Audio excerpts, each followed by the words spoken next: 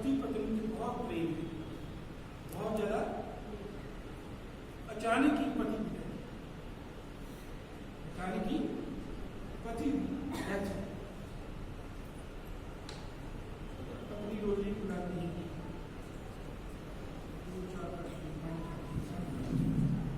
आखिरकार की करती लोग की कहते हैं इन उठा के ले जाओ, इन मैंने दसो पति का उत्तर क्या है? लम्मा लम्मा पैर ना कोई कच्चे पैर ना कोई क्यों उठा के ले जाओ? पति का पैर उन्होंने प्यार क्यों नहीं करता? मेरा पैर का पति का ठीक पैर है, क्यों नहीं प्यार करता? क्यों नहीं करते? क्योंकि जेड़ा वो असली चीज सी वो नहीं रही है।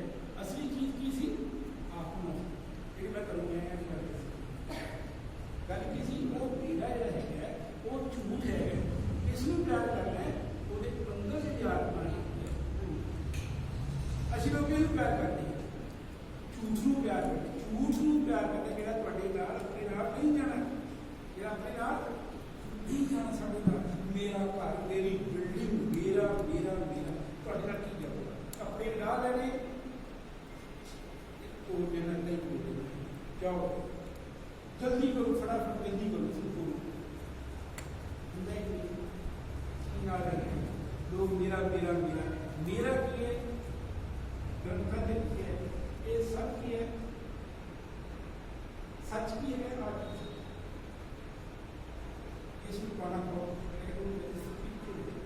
मेरे महान शांति वो भी करते परमात्मा का ध्यान कर देंगे। ईसा मसीह का नाम सुने पड़े? हाँ जी कि नहीं?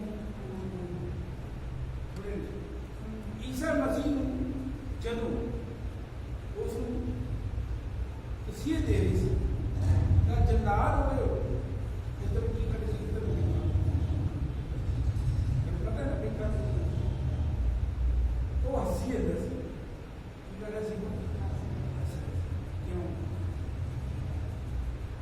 जलाल कहते तेरे मेखा ठोकी जाती तू हंसी कहते मेरे मेखा वो क्यों नहीं सकते? क्यों? क्योंकि ये तो मेरे मालिक का हो, मेरा मालिक खुश है तो ईसा मसीह ने मेखा ठोकी मुझे ये तो खुशी मिलती है।